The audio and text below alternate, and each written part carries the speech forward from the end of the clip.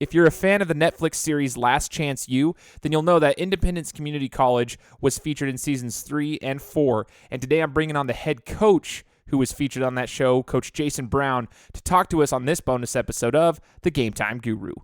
What time is it? Game time! Woo! If you're sick of the mainstream sports outlets, well, so was I. So I started my own show. I'm Shane Larson, and this is The Game Time Guru. It's different than other talk shows. I'm providing a panoramic view on sports so you can see them through a different lens. So buckle up and let's go. What's up, everyone? I'm Shane Larson, host of the Game Time Guru podcast. I'm excited to have you with me, especially if you're a new listener. This is your first show. I'm excited to bring this bonus episode to you.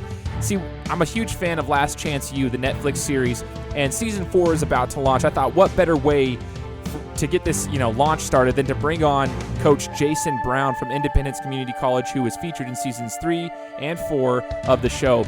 So I have Coach Jason Brown joining me for this interview to talk about his backstory, give us a little bit more of insight of who he is, and basically, tell us, let us see things from his perspective, which is the whole point of this show when I bring on new guests, is to let them talk about, things from their perspective. We'll also hear about his new book, Hate Me Now, Love Me Later, which just released about 2 weeks ago, so make sure to go buy that book. If you enjoy, hearing from Coach Brown, you want to know more about him, that book is awesome. It gives you, it's about 140 pages of his insight, like from his perspective in his life, so it's kind of cool. It's stuff you don't get to see on the Netflix series. Obviously, Netflix only can compact things into like 8 episodes, whatever it is. But the book itself gives you a little bit more of an insight as to who he is. And that's kind of what this show will do today too. This interview is my goal to bring him on and give his perspective on things.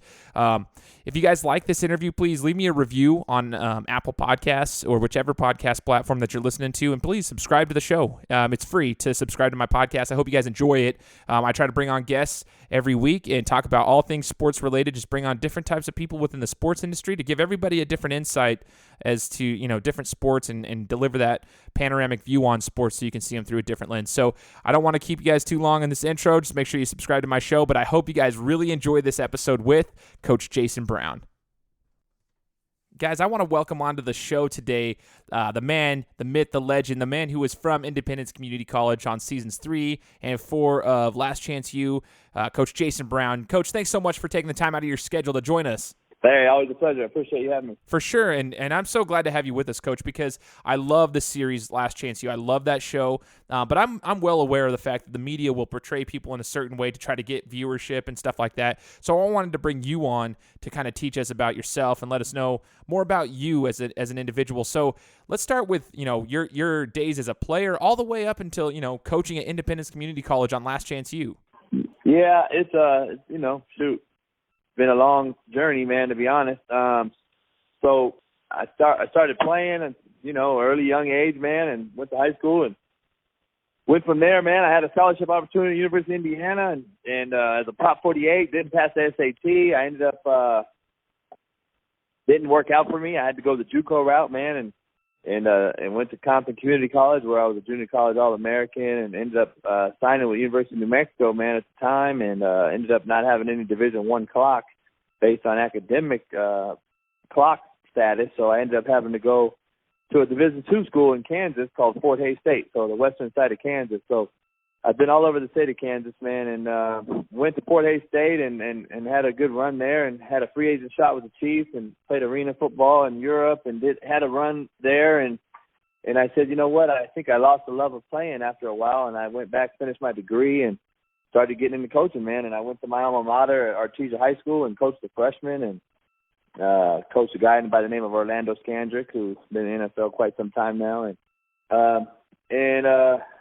That started my run, man, and then and I just knew that I was a JUCO guy and I wanted to coach college, so I started going back into the JUCO world and became an offensive coordinator and basically 25 years of nonstop football. And so this will be the first year off, really, in 25 years. So I'm not hating it, to be honest, but at the same time, it comes at a time where there's obviously some controversy surrounding my name and so on and so forth, which is fine. This isn't the hardest thing I've ever dealt with in my life. So it's just another obstacle, another trial and tribulation, man, is all it really is. But, people that don't know you, they always make assumptions, and assumptions make asses of us all. So it is what it is.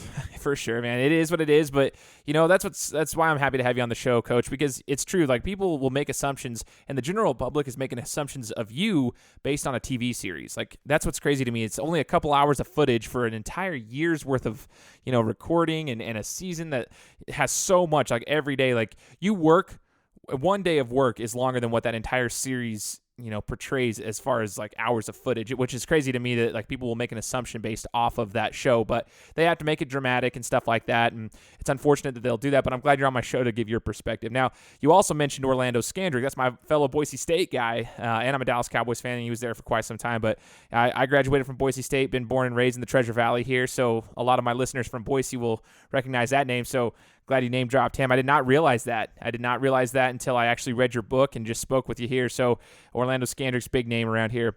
Coach, when you got to Independence Community College, last chance when they finally got over there, I'm curious to hear what it was like. I think a lot of the listeners want to know what it was like to have the cameras all around you at all times. Was it stressful?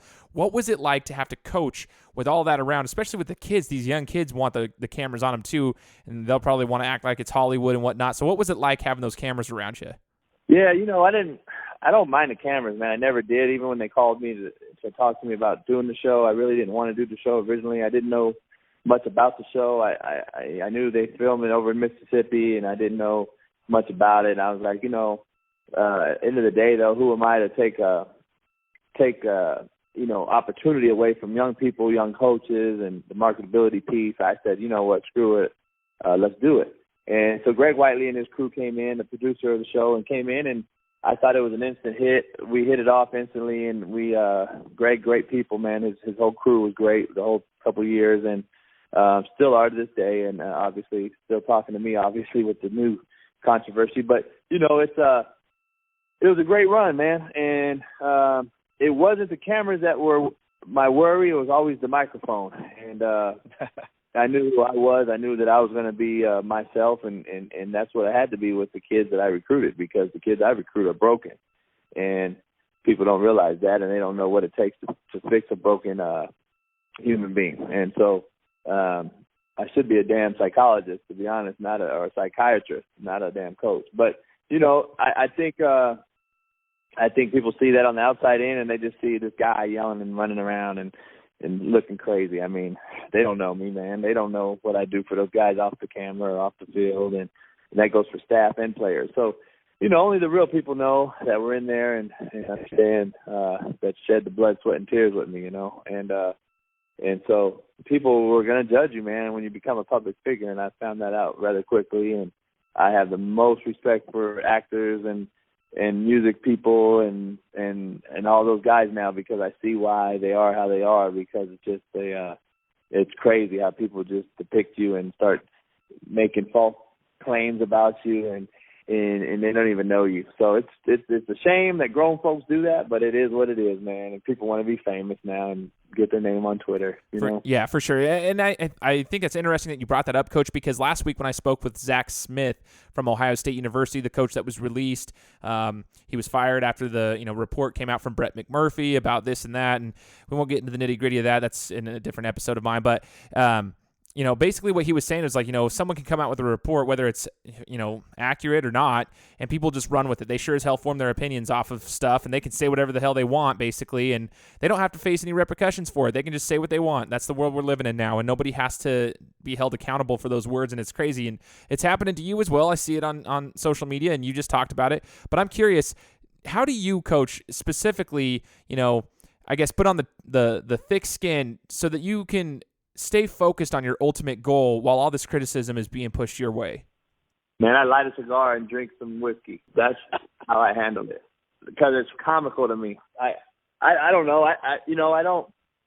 I respond on Twitter here and there, man, to make some light of it, and I think my fans and people know they like that stuff, and I do it, man, to get a kick out of it and get a rise out of people that make these assumptions, because the bottom line is, let me film you 8 hours a day at your job, eating donuts, sitting there drinking coffee, being worthless to society, because you're not helping no damn buddy. And you don't know what I do every day, and you don't know how I change people's lives, and you don't know how I save people's lives. So, it's funny that people want to sit there and, I would love to know some of these people's jobs that they're sitting there bashing me, and they're sitting there and pouring coffee at Dunkin' Donuts for me when I go through the drive-thru.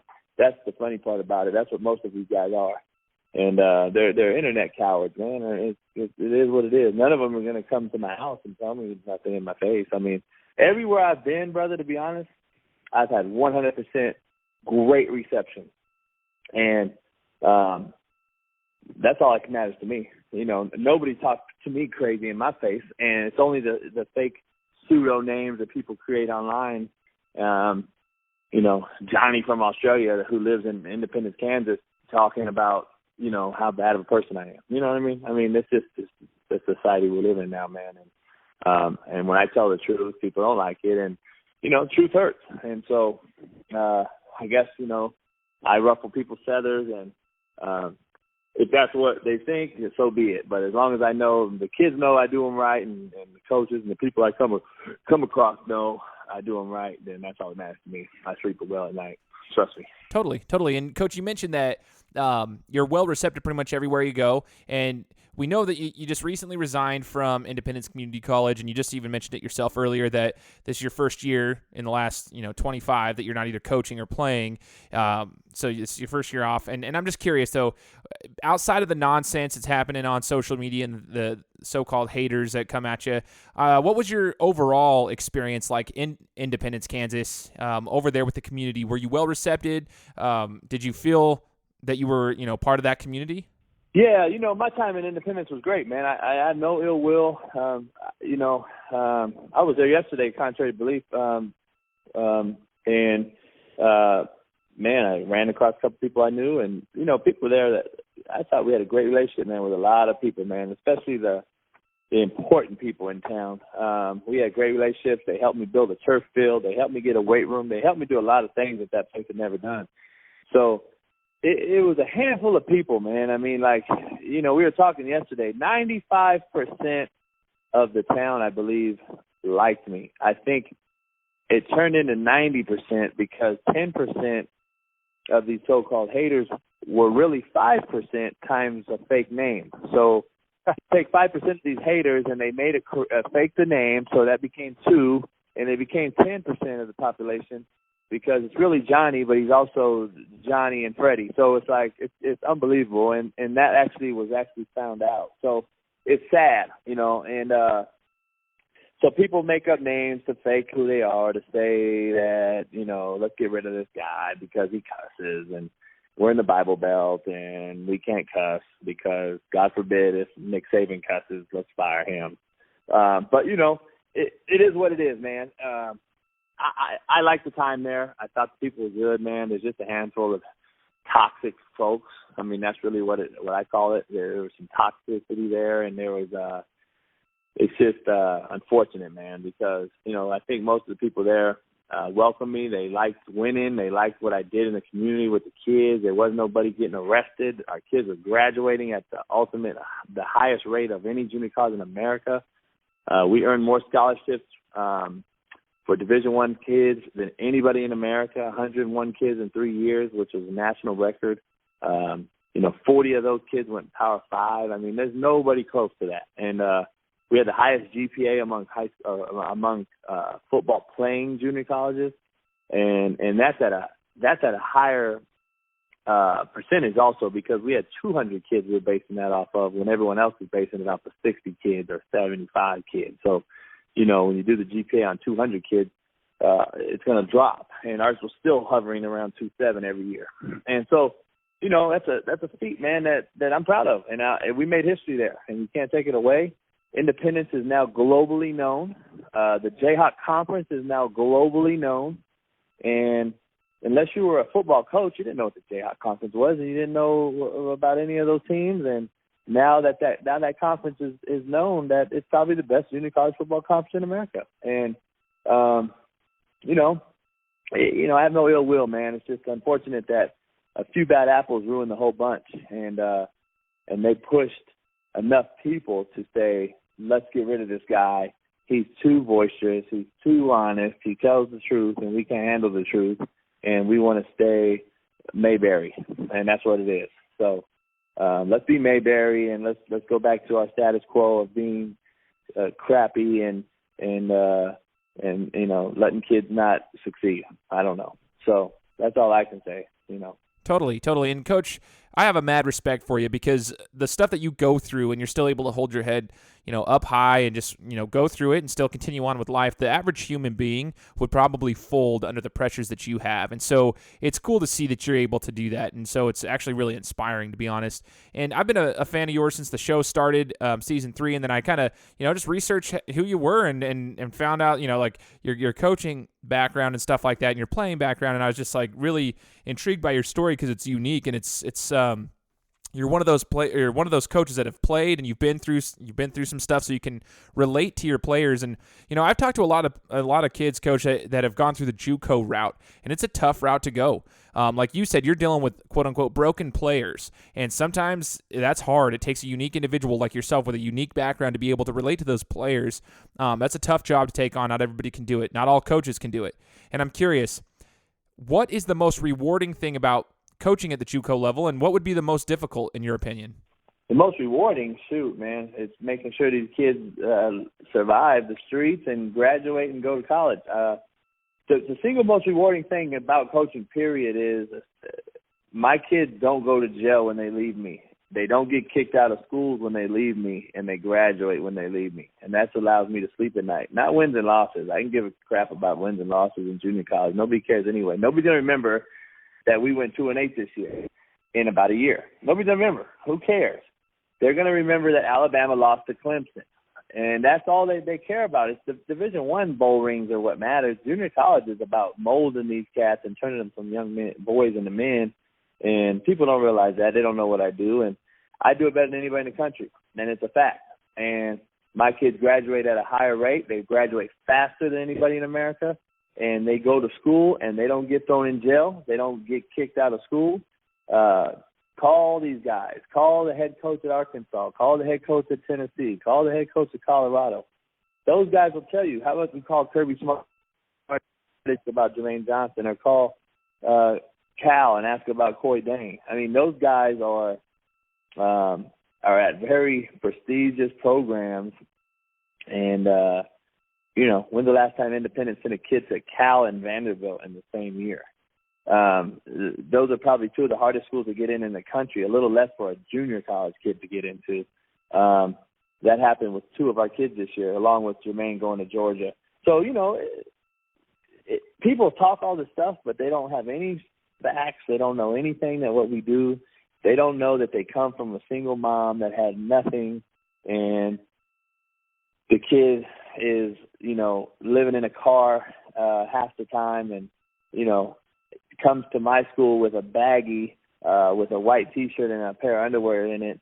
And those are the kids I went after, because those are the ones that are hungry and want to do it. And that's why we signed 40 kids Division I in 1 year, and 20 Power 5 kids, and another 40 this past season that ended up getting out, 30 Division I kids. I mean, so that's what it's all about. And that's the most rewarding thing, making sure that those kids understand.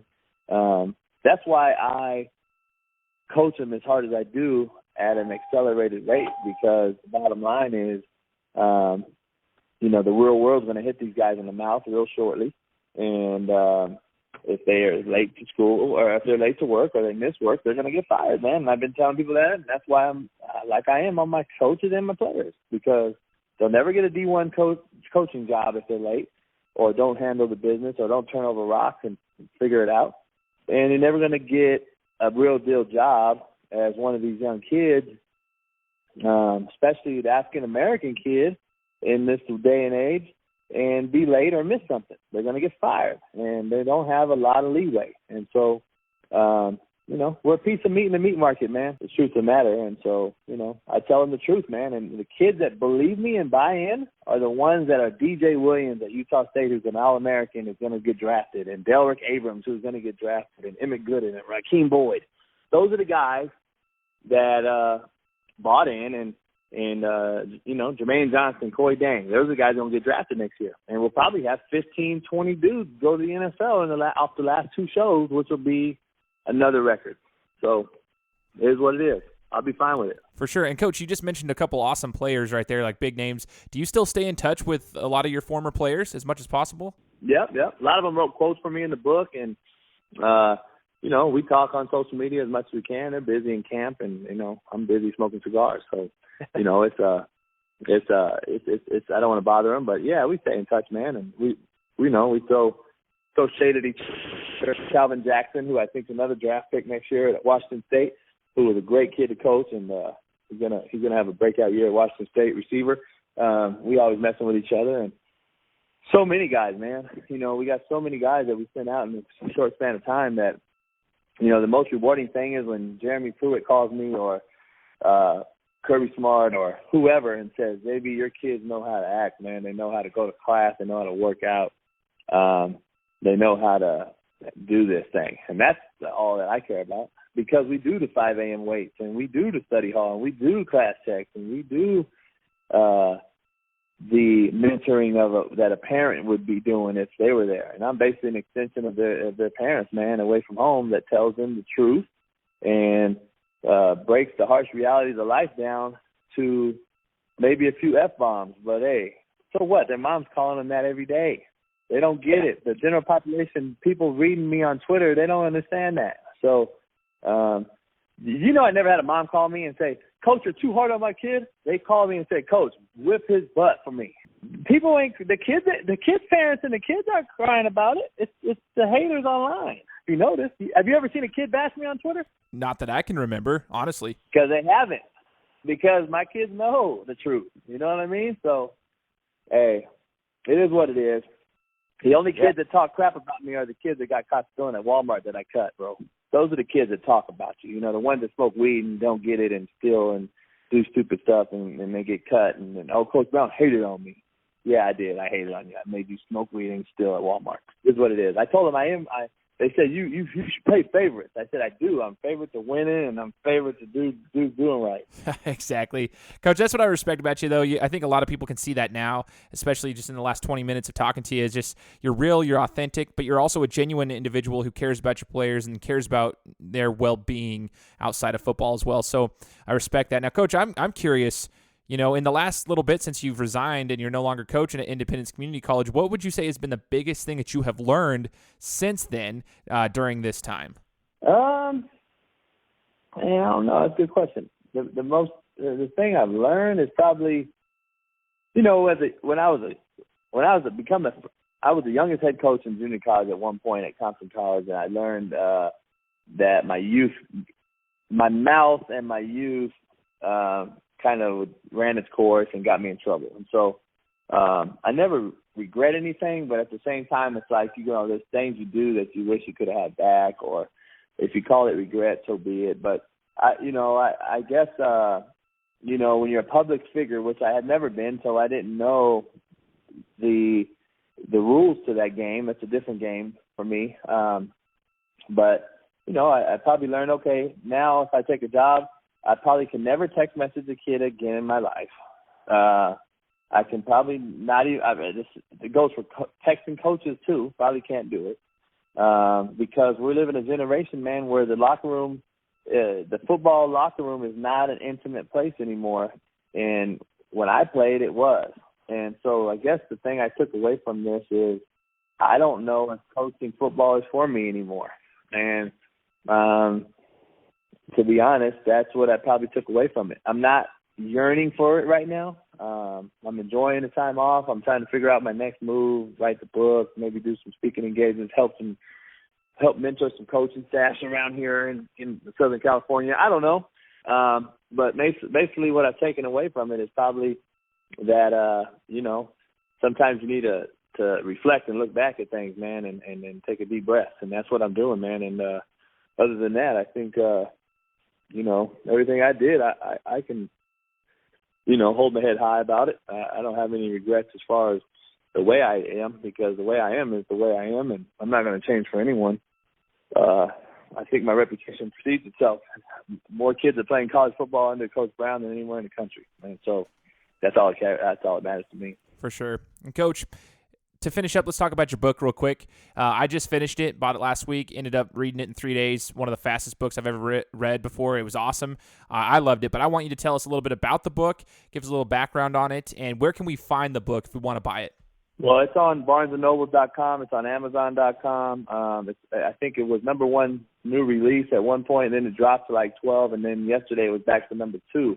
So it's fluctuating, and it's I appreciate all the support for it, man. A lot of people I think are buying it and enjoying it. But it's on Amazon, Barnes and Nobles, and it'll be on Kindle tomorrow. It'll be on Kindle for $9.99 or something. So you can get the ebook or whatever they call it nowadays. But so it's on those 3 platforms right now, and then I'll be doing a book signing tour here shortly, starting in San Diego, California, working my way up the coast, and then I'll be going all over the place. And so it'll be a fun time, man, and it's a good read, man. I think it's good for business folks. It's good for general population. It's good for athletes, coaches. I think it's good for everybody alike, and I think somebody will gain something out of it. And my whole goal of the book, just like it is when I was a coach and in life, is hopefully I can save one person or help one person, because you can't save them all. So hopefully that'll work out, and it'll be a continued success. And then I think I'll probably be doing